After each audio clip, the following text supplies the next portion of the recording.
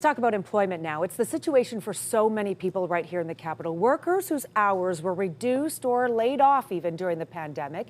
Well, new regulation by the government of Ontario affecting those workers are now in effect, and there are some rules you definitely need to know about this morning.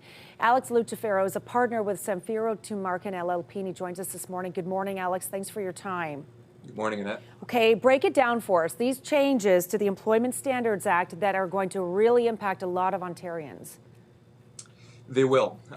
So Friday afternoon, our provincial government Annette, introduced, really without any consultation with employers and employees and without any notice either, introduced this new regulation and change to the Employment Standards Act. What it effectively does, for the purposes of the Employment Standards Act, and that's an important caveat that I'll get to in a sec, but for the purposes of the Employment Standards Act, it allows employers now to extend temporary layoffs indefinitely, and also allows and confirms that employers can reduce an employee's pay as a result of COVID-19 and the current emergency order. Now, again, this is for the purposes of the Employment Standards Act only, and that is a very, very important distinction because most employees, the vast majority, in fact, of employees in Ontario do have what we call common law protections or common law rights that are greater, that are more protective of employees.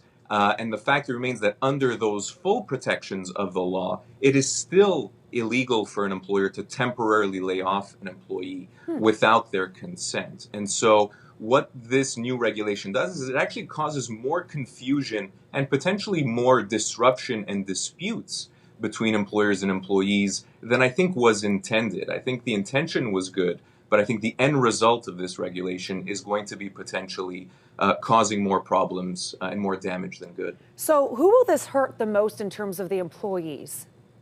Excellent question. So the reality is that it does affect a minority of employees in two distinct categories. Number one, an employee who has already filed a complaint with the Ministry of Labor with respect to a reduction in pay or with respect to a temporary layoff. Those claims are effectively going to be dismissed.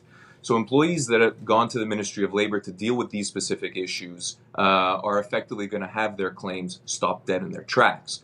The other group that it will impact are employees that have employment contracts, so written employment contracts that they've signed that allow employers to temporarily lay them off or that govern their termination entitlements and limit them to the Employment Standards Act. An employee who has a contract that, again, either allows a layoff in accordance with the Employment Standards Act or limits their severance entitlements in accordance with the Employment Standards Act, those employees will now fall under this new regulation that, again, allows an employer to continue a layoff indefinitely and as long as 6 weeks past the end of the provincial government's emergency order. Sounds like there was some confusion about the severance element of this as well. Can you clarify that?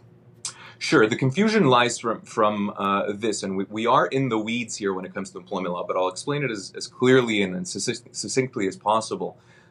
Again, under our employment laws in Ontario, we have two levels of protection. We have the Employment Standards Act that provides for minimum entitlements and minimum protections, and we have what we call your common law entitlements, which are your full severance entitlements. Again, I want to be clear to all our viewers and listeners out there, the law hasn't changed under an employee's full severance entitlements. So again, under that common law protection regime, we still are allowed to treat a layoff as a termination. We are still allowed to treat a significant pay cut as a termination.